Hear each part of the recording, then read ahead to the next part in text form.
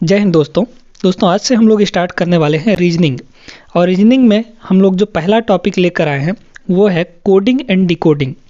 Coding और decoding इस topic को हम लोग डिटेल में पूरा कवर करने वाले हैं, एकदम जीरो लेवल से एडवांस लेवल तक अच्छे से पढ़ेंगे ताकि आपके हर एक एग्ज़ाम के लिए, हर एक कॉम्पिटिटिव एग्ज़ाम्स के लिए ये टॉपिक कोडिंग एंड डिकोडिंग पूरा अच्छे तरीके से कंप्लीट हो जाए, कवर हो जाए। तो चलिए दोस्तों शुरू करते हैं। वीडियो आपको हर पार्ट, ये पहला पार्ट है, हम यहाँ पर लिख देंगे ये पहला पार्ट है ना।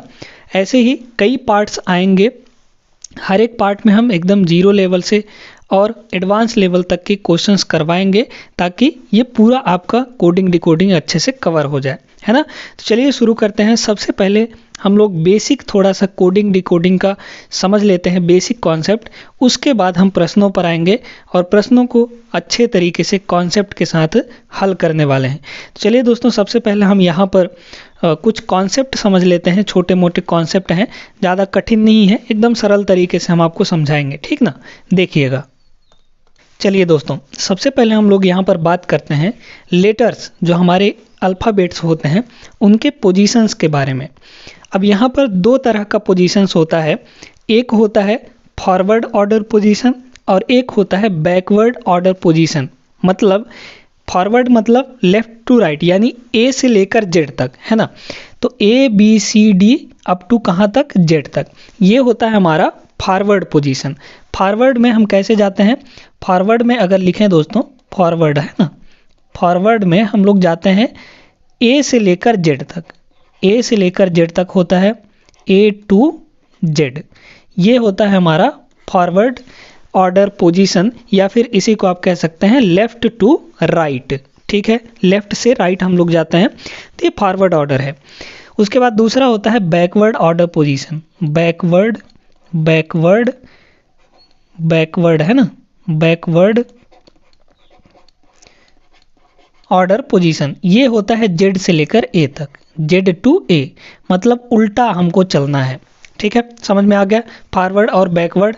अब यहाँ पर देखिए ए नंबर 1 पर होता है, ए जो है 1 नंबर पर होता है, बी 2 पर होता है, सी 3 पर होता है, डी 4 पर होता है। ऐसे करते करते यहाँ पर ये सारे के सारे इनकी नंबरिंग की गई है, ठीक है। इन्हीं नंबर्स के अनुसार हमारे प्रश्न पूछे जाते हैं और ये आपको याद होना बहुत ज़्यादा ज़रूरी है। अगर आप कोडिंग डिकोडिंग के प्रश्नों को सरलता से करना चाहते हैं तो ये सब कुछ आपको मुँह जुबानी याद होना चाहिए। अब यहाँ पर याद करने का थोड़ा सा एक ट्रिक हम आपको समझाते हैं, कैसे इनका नंबरिंग याद कर सकते हैं आप। देखिए ट्रिक की अगर बात करें दोस्तों, ट्रिक की बात करते हैं, ठीक है। ध्यान से देखते जाइएगा, हर एक पॉइंट आप नोट करते जाइएगा। पूरा कोडिंग डिकोडिंग हम आपको अच्छे से पढ़ा देंगे, आप किसी भी एग्ज़ाम के लिए अच्छे से प्रिपेयर हो जाएंगे। ये पूरा सीरीज अगर पार्ट 1 से जितने पार्ट आएंगे अगर पूरा देख लेते हैं तो किसी भी एग्ज़ाम के लिए, किसी भी कॉम्पिटिटिव एग्ज़ाम्स के लिए आप पूरी तरह से तैयार हो जाएंगे, ठीक है। चलिए देखिएगा यहाँ पर ट्रिक है ना। ट्रिक क्या है, देखिए दोस्तों, आप एक यहाँ पर शब्द याद रख लीजिए, इजोटी, है ना, EJOTY।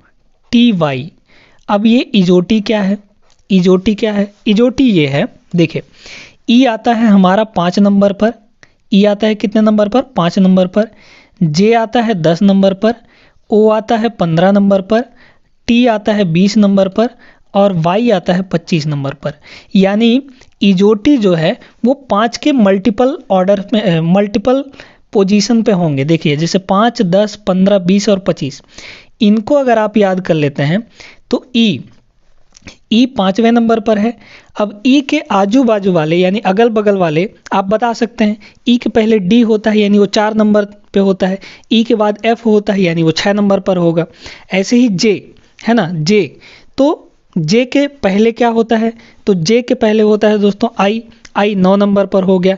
जे के बाद के आता है, के हमारा 11 नंबर पर हो गया, है ना।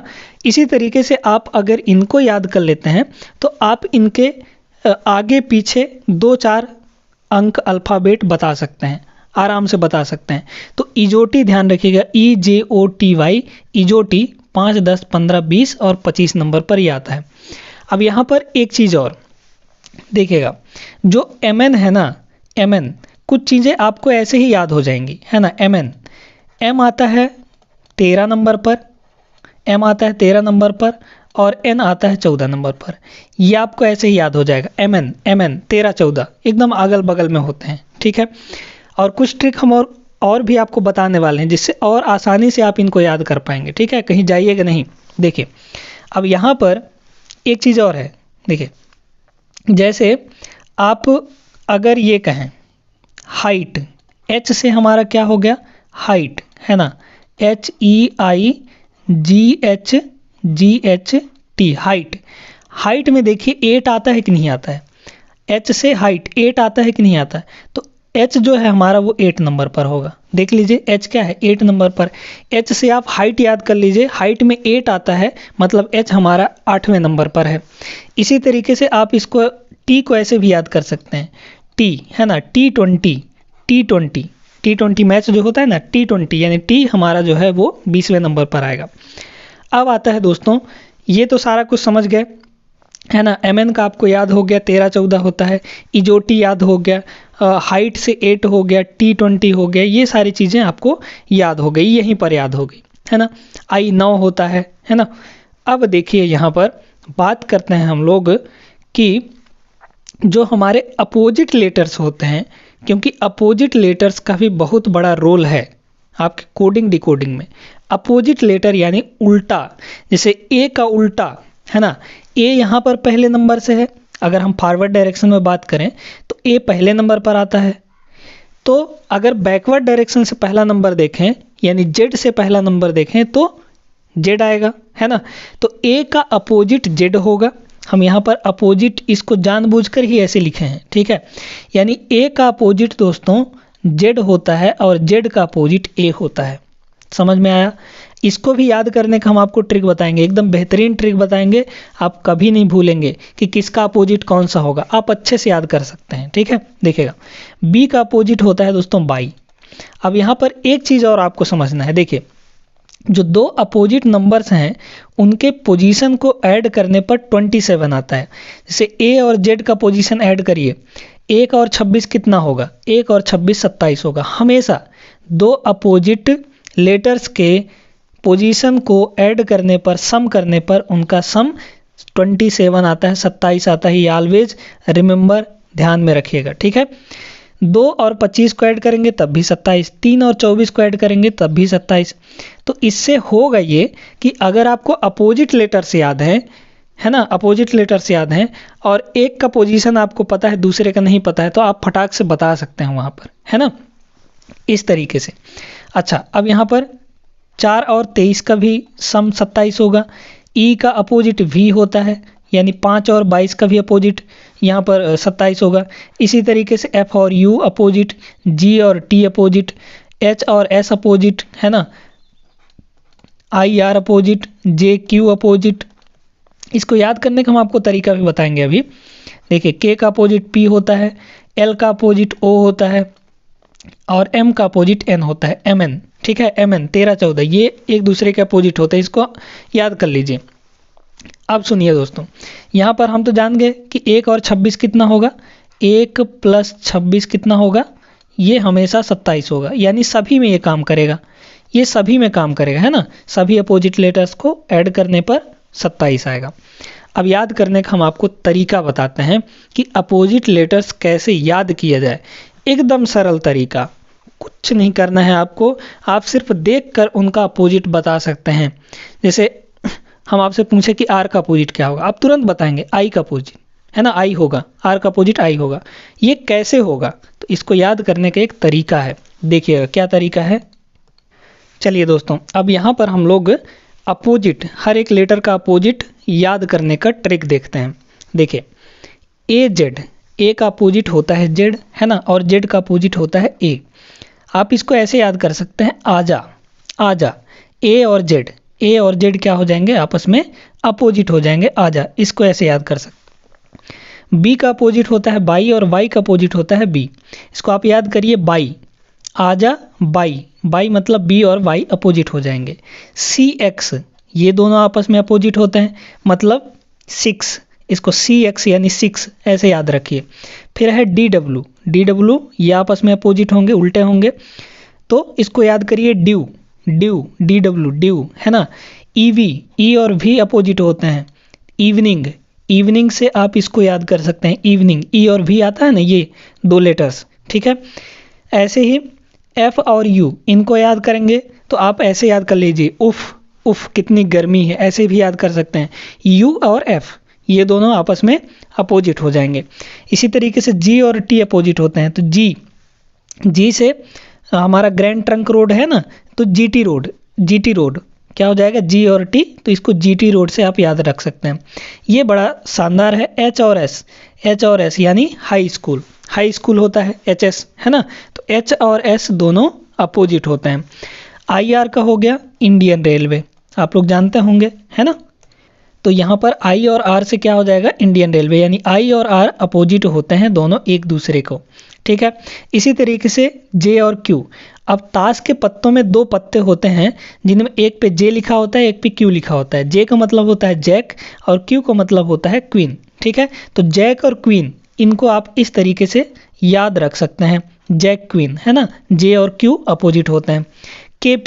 KP यानी केविन पीटरसन, K और P आपस में अपोजिट होते हैं। केविन पीटरसन एक इंग्लैंड का प्लेयर है, तो केविन पीटरसन इसको ऐसे भी आप याद रख सकते हैं, केविन पीटरसन यानी KP। LO से तो आप जानते ही होंगे लव है ना, लव प्यार ये है ना। फिर MN तो आप जानते हैं MN हो जाएगा, या फिर MN तो हम आपको याद करा चुके हैं, 13-14 होता है ये, और दोनों एक दूसरे के अपोजिट भी होते हैं, M और N। उम्मीद करते हैं दोस्तों कि ये सारी चीज़ें आपको अच्छे से क्लियर हो गई होंगी। अब तक तो आपको सारा कुछ याद भी हो गया होगा है ना, अपोजिट भी याद हो गया होगा, उनकी नंबरिंग भी याद हो गई होगी, क्योंकि हम बेहतरीन तरीके से हम आपको सब कुछ समझा दिए हैं। अब आता है दोस्तों, जो ये लेटर्स हैं यानी जो अल्फ़ाबेट्स हैं पूरे A से लेकर Z तक, इनका कभी कभी सर्कुलर अरेंजमेंट पर भी क्वेश्चन बनता है ना। सर्कुलर अरेंजमेंट मतलब कैसे, एक सर्कल के अंदर A से लेकर Z तक बैठा दिया जाएगा है ना, एक सर्कल के अंदर A से लेकर Z तक बैठा दिया जाएगा। तो देखिएगा यहाँ पर एक सर्कल लें, अगर हम देखिए ध्यान से समझ लीजिए, थोड़ा सा ही है, सर्कुलर अरेंजमेंट समझा रहे हैं, यानी वृत्ताकार पथ में A से लेकर Z तक पूरा बैठा दिया जाए। मान लीजिए हम यहाँ से A को शुरू कर रहे हैं, यहाँ पे हमारा क्या है A, तो हम अगर फॉरवर्ड डायरेक्शन में जाएंगे तो फॉरवर्ड डायरेक्शन में क्या होगा, ABCD, B इधर होगा है ना, फिर उसके बाद CDEFGH, और लास्ट में हमारा क्या होगा दोस्तों, यहाँ पर Z होगा। इससे पहले क्या होगा, Y होगा है ना, YZ। तो देखिए अब यहाँ पर 2 तरह से ये घूम सकते हैं। एक घूम सकते हैं हम लोग क्लॉकवाइज डायरेक्शन में। क्लॉकवाइज अरेंजमेंट का मतलब होता है कि आपको घूमना है A से लेकर इधर, इस डायरेक्शन में, ये होता है हमारा क्लॉकवाइज, यानी घड़ी के दिशा में ABCD ऐसे ही ना घड़ी घूमता है, तो ये होता है हमारा क्लॉकवाइज डायरेक्शन, ठीक है। अब कभी कभी आपसे सवाल में ये भी पूछा जाता है कि A के बाद क्या आएगा, सवाल ऐसे बनते हैं जिसमें आपको ये जानना पड़ता है कि A के बाद क्या आएगा, तो आप साधारण सा बात है बता देंगे कि A के बाद B आएगा। लेकिन उसी में आपसे अगर ये पूछा जाए कि A के पहले क्या आएगा, तो A के पहले आता है दोस्तों Z, यानी अंतिम वाला। समझ में आया? आप यहाँ से भी देख सकते हैं भाई, A के बाद तो B आएगा, लेकिन A के जस्ट पहले क्या है, Z है। इस चीज़ को आपको ध्यान रखना पड़ेगा। ये नहीं कि A से शुरू हुआ है तो A के पहले कुछ नहीं होगा, वो ख़त्म हो गया, ऐसा नहीं होता है। कोडिंग डिकोडिंग में A के पहले Z आता है। ये हो गया हमारा क्लॉकवाइज डायरेक्शन है ना, CW क्लॉकवाइज डायरेक्शन। और इसी में अगर हम उल्टा घूमें है ना, उल्टा घूमें मतलब कि Z से A की तरफ जाएं, A हो गया, Z हो गया, Y हो गया, X हो गया, इस तरीके से अगर घूमें तो उसको हम लोग कहते हैं एंटी क्लॉकवाइज। एंटी क्लॉकवाइज का मतलब होता है घड़ी के उल्टे दिशा में, एंटी क्लॉकवाइज। समझ गए? समझ में आ गया होगा ये सारी चीज़ें। अब हम लोग चलते हैं दोस्तों प्रश्नों पर। प्रश्नों को बड़े ही गौर से समझेंगे और कुछ ही प्रश्न इस वीडियो के अंदर हो पाएंगे, क्योंकि सारा बेसिक इस वीडियो के अंदर हम आपको समझाए हैं। पोजीशंस याद रखना बहुत ज़रूरी है, आपको पोजीशंस याद रखिएगा, है ना। फिर इसके बाद आगे जब हम लोग जाएंगे ना, तो किसी एक पार्ट में हम लोग बात करेंगे सिंबल कोडिंग डिकोडिंग की, है ना, क्योंकि सिंबल्स भी देता है कभी कभी, तो उनकी भी हम लोग बात करेंगे। तो ये सीरीज़ जो है कोडिंग डिकोडिंग का, जितने भी पार्ट इसके आएंगे वो आपको देखना बहुत ज़्यादा ज़रूरी है आपके किसी भी एग्ज़ाम के लिए। समझ में आ गया? तो चलिए हम लोग यहाँ पर अपना पहला प्रश्न देखते हैं, कैसे उसको डील करेंगे, कैसे करेंगे अच्छे तरीके से, ठीक ना। चलिए दोस्तों, इस सेशन का पहला सवाल हम यहाँ पर देखते हैं। क्या दिया है? यदि किसी सांकेतिक भाषा में मद्रास को DAMSAR लिखा जाता है तो उसी भाषा में मुंबई को क्या लिखा जाएगा। अब यहाँ पर ये जो सवाल है ना दोस्तों, इसको हम अच्छे से समझेंगे, फिर इसके बाद जो सवाल आएंगे वो तो आप आसानी से बना ले जाएंगे, ठीक है। आज हम लोग एक ही टाइप के सवाल करने वाले हैं, कल के वीडियो में यानी दूसरे पार्ट में हम लोग अलग टाइप का लेकर आएंगे। इसी टाइप पर हम बेस्ड सवाल करेंगे, देखिएगा क्या टाइप होने वाला है। यहाँ पर क्या दिया है? मद्रास, है ना। तो आप जो भी दिया है उनको ऊपर नीचे लिख लीजिए, है ना। जैसे यहाँ पर क्या दिया है? MA, है ना,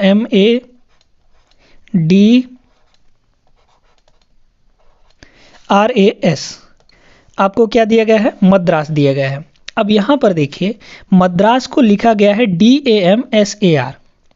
एक चीज़ नोटिस करिए यहाँ पर कि जितने लेटर्स इसमें हैं, 6 लेटर्स इसमें हैं, तो 6 लेटर ही इसमें हैं। और दूसरी चीज़ ये भी नोटिस करिए कि जो जो लेटर्स इसमें हैं वही लेटर्स इसमें भी हैं, माने लेटर्स की चेंजिंग नहीं की गई है, यानी लेटर्स को दूसरे लेटर से रिप्लेस करके नहीं लिखा गया है, उन्हीं लेटर्स को इधर उधर करके लिखा गया है। अब वो पैटर्न आपको सीखना पड़ेगा, समझना पड़ेगा कि कौन सा लेटर किधर घूमा है, किधर गया है। उसी तरीके से हम मुंबई में भी उन लेटर्स को उधर उधर घुमा देंगे। समझ में आ गया? तो देखिए यहाँ पर मद्रास को क्या लिखा गया है? DAMSAR, है ना। क्या लिखा गया है दोस्तों? DAMSAR, ये चीज़ लिखा गया है इस वाले को। अब देखिए कि कौन सा लेटर कहाँ गया है। तो पहली बात तो देखिए, ये जो A है वो यहीं का यहीं है, ये वाला A भी यहीं का यहीं है, ठीक है। लेकिन M को देखिए, M आपका इस पोजीशन पर आ गया है और D आपका इधर आ गया है ना। इसी तरीके से R जो है इधर आ गया है और S जो है इधर आ गया है।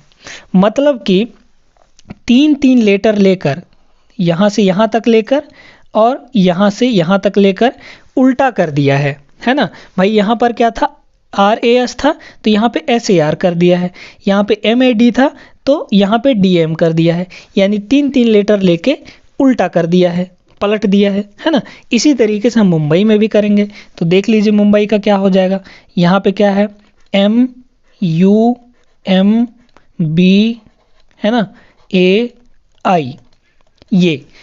ये देखिए दोस्तों, ये जो सवाल है ना, ये सवाल आपके CGL में पूछा जा चुका है ना। और देखिए बनाना कितना आसान है, कॉन्सेप्ट पता है तो आप कुछ भी कर सकते हैं, बना सकते हैं, आसानी से बना सकते हैं।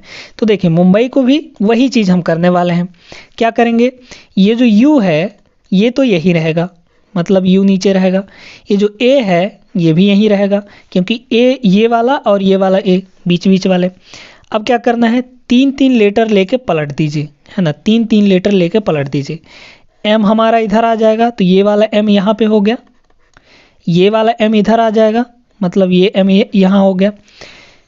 ये जो I है वो यहाँ आ जाएगा तो ये हो गया, और ये जो B है वो यहाँ आ जाएगा। तो देख लीजिए बना क्या हमारा? MUMIAB।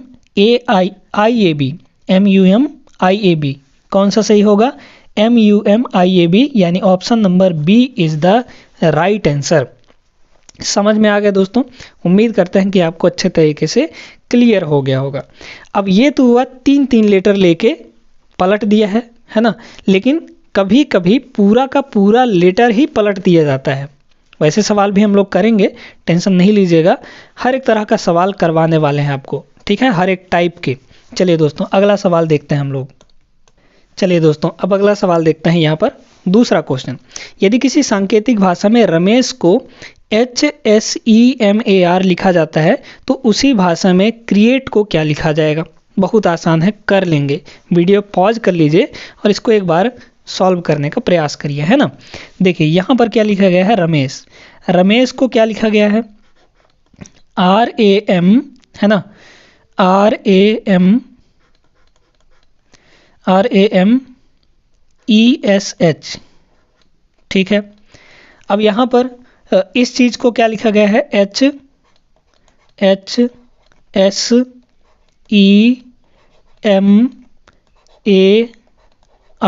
अभी हम बेसिक क्वेश्चन करवा रहे हैं ताकि आपको आइडिया लग जाए कि कैसे चीज़ों को करना है। ऐसे ही अगर हम एडवांस लेवल का प्रश्न पहले ही पटक देंगे तो आपको थोड़ा सा कंफ्यूजन हो जाएगा, आप बोरियत लगने लगेगी, कैसे कैसे सवाल आ रहे हैं, समझे में नहीं आ रहा है ना। तो बेसिक से हम लेकर चल रहे हैं, घबराना नहीं है आपको, हर एक तरह के सवाल करवाएंगे आपको, ठीक है। देखिए दोस्तों, अब यहाँ पर क्या किया गया है, फिर से वही दोनों चीज़ देखिए, लेटर्स बराबर हैं, जो लेटर्स इसमें है वही लेटर्स इसमें है, यानी अलग से कोई लेटर नहीं लाया गया है, मतलब लेटर को ही इधर उधर करके लिखा गया है, ठीक है। ये चीज़ आपको समझना पड़ेगा। अब देखिए क्या किया गया है यहाँ पर, आपको देखिए H को कहाँ लिखा गया है, H को शुरू में लिखा गया है, यानी लास्ट वाले लेटर को शुरू में लिख दिया गया। इसी तरीके से S को दूसरे नंबर पर, E को देखिए, E को तीसरे नंबर पर लिख दिया गया है ना। M को क्या लिखा गया है, M को यहाँ पर लिखा गया है इस नंबर पर, चौथे नंबर पर। इसी तरीके से A को क्या लिखा गया है, यहाँ पर लिख दिया गया है, और R को लास्ट में लिख दिया गया है। यानी इसका मतलब ये है कि पूरा का पूरा लेटर को पलट दिया गया है। भाई यहाँ पे क्या है, RAMESH, यहाँ पे क्या है, उल्टा लिख दिया गया है, HSEMAR लिखा गया है कि नहीं, बिल्कुल लिखा गया है। तो जो काम यहाँ पे किया गया है, यानी लेटर्स को पलट के लिख दिया गया है, वही काम यहाँ पे भी करेंगे। यहाँ पे भी हम अंतिम से लिख देंगे। तो अंतिम से अगर लिखेंगे दोस्तों तो क्या हो जाएगा, लास्ट में हमारा क्या है, E है, तो सबसे पहले E हो जाएगा, फिर क्या है, T है, तो उसके बाद T हो जाएगा, फिर A है, फिर E है, फिर यहाँ पर R है, और फिर लास्ट में क्या है, C है ना। तो क्या हो जाएगा हमारा सही आंसर, ये हो जाएगा, यानी ETAECR, यानी ऑप्शन नंबर C इसका करेक्ट आंसर बन जाएगा। उम्मीद करते हैं कि ये वाला सवाल भी, जो कि लाजवाब सवाल था, आपको अच्छे से समझ में आ गया होगा। चलिए दोस्तों अगले सवाल पर चलते हैं हम लोग। चलिए दोस्तों तीसरा सवाल यहाँ पर देखते हैं। यदि किसी सांकेतिक भाषा में ग्रेट को ग्रेटा लिखा जाता है तो उसी भाषा में फाइट को क्या लिखा जाएगा? बहुत आसान सा है, वीडियो पॉज करके एक बार इसको प्रयास करिए लगाने का, है ना। देखिए क्या दिया है यहाँ पर, ग्रेट है ना, GREAT, ग्रेट लिखा गया है, GREAT है ना। ग्रेट को क्या लिखा गया है दोस्तों, ग्रेट को लिखा गया है ग्रेटा, है ना। ग्रेट को क्या लिखा गया है, ग्रेटा। अब यहाँ पर भी लेटर्स उतने हैं और लेटर्स कोई अलग से नहीं लिया गया है, यानी लेटर्स को जंबलिंग किया गया है, इधर उधर किया गया है। क्या लिखा गया है, GRETA।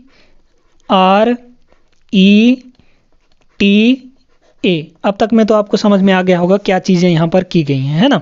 देखिए पहले लेटर को नहीं बदला है, उसी स्थान पर है, दूसरा लेटर भी उसी स्थान पर है, तीसरा लेटर भी उसी स्थान पर है, लेकिन लास्ट के दो लेटर्स जो हैं उनका प्लेस चेंज कर दिया गया है, ठीक है। तो यहाँ पर टी को इधर कर दिया गया है ना, और ए को इधर कर दिया गया है, यानी इसमें भी हमको वही चीज़ करना है। फाइट में भी जो चीज़ें यहाँ पर हुई हैं, फाइट में भी सेम टू सेम वही चीज़ आपको करना है। FIGHT है ना, FIG, तीन लेटर्स तो एज इट इज रहेगा, है ना, तीन लेटर तो बदला नहीं गया है। लास्ट का दो लेटर आप चेंज कर दीजिए, इनका दोनों का प्लेस चेंज कर दीजिए। टी को पहले ले आइए, एच को बाद में भेज दीजिए, यानी टी हमारा पहले आ जाएगा और एच बाद में चला जाएगा।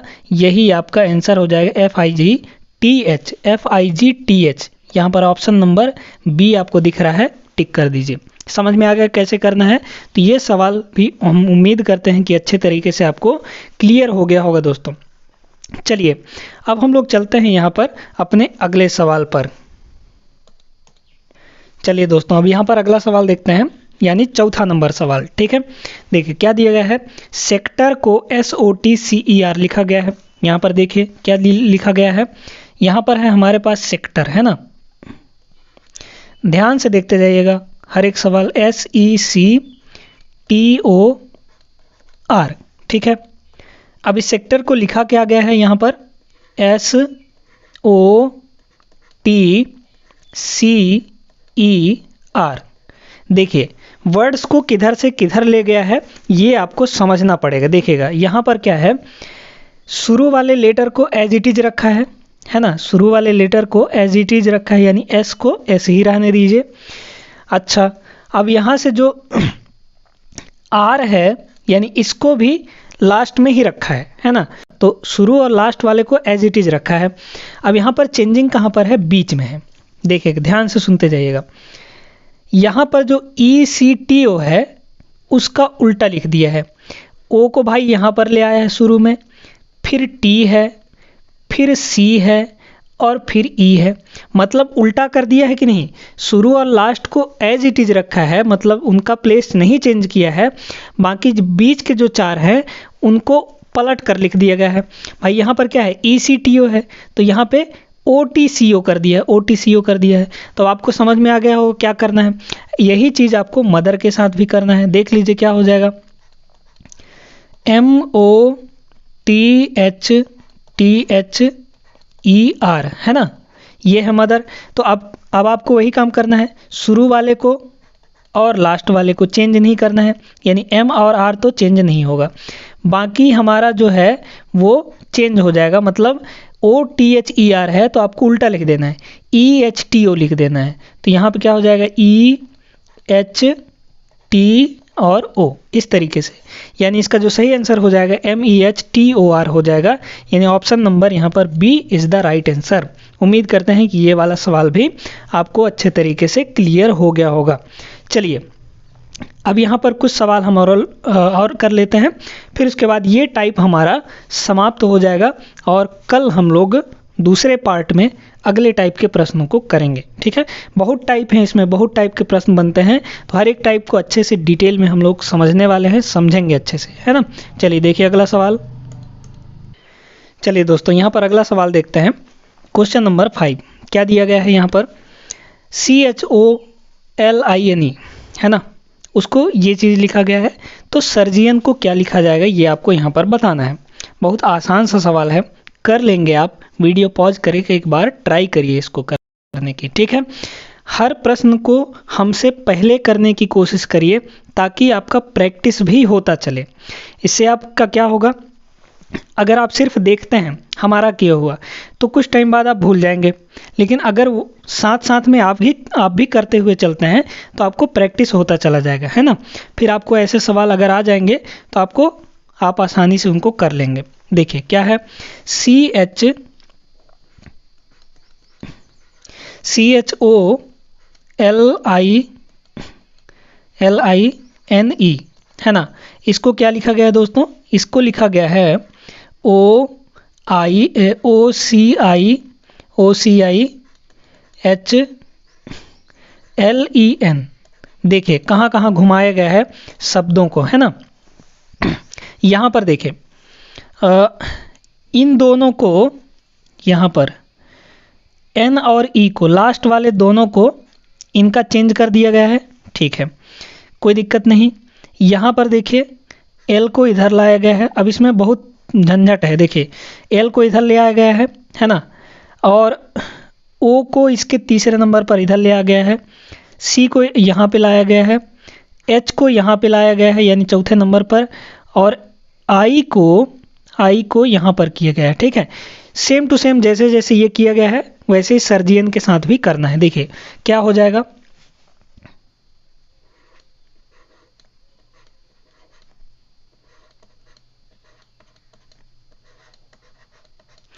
क्या है हमारे पास दोस्तों, सर्जियन, है ना। करिए, लास्ट के दोनों को चेंज कर दीजिए। तो लास्ट के दोनों को हम लोग आपस में चेंज करेंगे तो क्या हो जाएगा, N हमारा इधर आ जाएगा, है ना, यहाँ यानी यहाँ पे हो गया N, और ये O हमारा यहाँ पर आ जाएगा। ठीक है। फिर इसके बाद देखिए पहले नंबर वाला दूसरे पे चला गया है, यानी S जो है हमारा वो दूसरे नंबर पर आ जाएगा, यानी यहाँ पर आ जाएगा। ठीक है। फिर उसके बाद तीसरे नंबर वाला शुरू में आ गया है, यानी R जो है वो शुरू में आ जाएगा, तो यहाँ पे हो गया R, है ना। ध्यान से देखते जाइए, जो जो जहाँ पे किया गया है उसको वहीं पे करिएगा। अच्छा, दूसरे को कहाँ ले जाया गया है? दूसरे को चौथे पे ले जाया गया है। और इसको देखें, यहाँ पर जो 1 2 3 4 जो चौथे पे था उसको अंतिम से तीसरे पे लाया गया है, यानी जो चौथे पे था उसको अंतिम से तीसरे पे लाया गया है, यानी यहाँ पर क्या हो जाएगा दोस्तों? यहाँ पर हो जाएगा हमारा G, है ना। यहाँ पर G हो जाएगा। ठीक है। अब उसके बाद इसको देखें, U को कहाँ ले जाया गया है? इसके बगल में, है ना। तो U हमारा यहाँ आ जाएगा, ये हो गया U, और बचा एक ही, यानी कौन सा बचा? E। तो E हमारा यहाँ पर आ जाएगा, यानी ये इसका सही आंसर होगा। क्या हो जाएगा? RSEUGNO। कौन सा ऑप्शन सही दिख रहा है? RSEUGNO, यानी ऑप्शन नंबर डी इसका करेक्ट हो जाएगा। समझ में आ गया? तो जैसे जैसे शब्दों को जहाँ जहाँ पे प्लेस किया गया है उनको वहीं पे आप प्लेस कर दीजिए, आपका आंसर आ जाएगा यहाँ पर। ठीक है। उम्मीद करते हैं कि ये वाला सवाल भी आपको अच्छे तरीके से समझ में आ गया होगा, क्लियर हो गया होगा। ठीक है दोस्तों, चलिए तो आज के इस वीडियो में बस इतना ही दोस्तों। उम्मीद करते हैं कि ये सारी चीज़ें आपको समझ में आ गई होंगी, और इस टाइप के प्रश्न अब जब भी आपके एग्जाम में आएंगे, चाहे वो कोई सा भी एग्जाम हो, और ये जो सवाल पूछा गया था दोस्तों, ये बैंक पीओ में पूछा गया था, जो अभी करवाया है 5वें नंबर वाला, ये बैंक पीओ में जो सवाल हम लेकर आए हैं ये किसी न किसी एग्जाम के प्रीवियस ईयर में पूछे गए प्रश्न ही हैं। ठीक है, हम कहीं और से सवाल लेकर नहीं आ रहे हैं, प्रीवियस ईयर्स के ही सवाल करवा रहे हैं, ताकि आपको आइडिया लगे कि कैसे कैसे प्रश्न पूछे जाते हैं। समझ में आया कि नहीं? चलिए तो मिलते हैं फिर अगले वीडियो में हम लोग। ये वीडियो कैसा लगा कमेंट करके ज़रूर बताइएगा, और वीडियो अगर पसंद आया हो तो वीडियो को लाइक कर दीजिएगा। अगर आप चैनल पर नए हैं तो चैनल को सब्सक्राइब कर लीजिए, क्योंकि अब से हमारा मैथ और रीजनिंग शुरू हो चुका है, एकदम बेसिक लेवल से एडवांस लेवल तक। आप ये सीरीज़ अगर फॉलो करते हैं हमारा मैथ्स और रीजनिंग का, तो आप कोई भी एग्ज़ाम धड़ल्ले से दे सकते हैं आराम से, ये पूरा सीरीज़ पढ़कर। ठीक है, चलिए मिलेंगे अगले वीडियो में, तब तक आप लोग सभी अपना ख्याल रखिएगा। जय हिंद।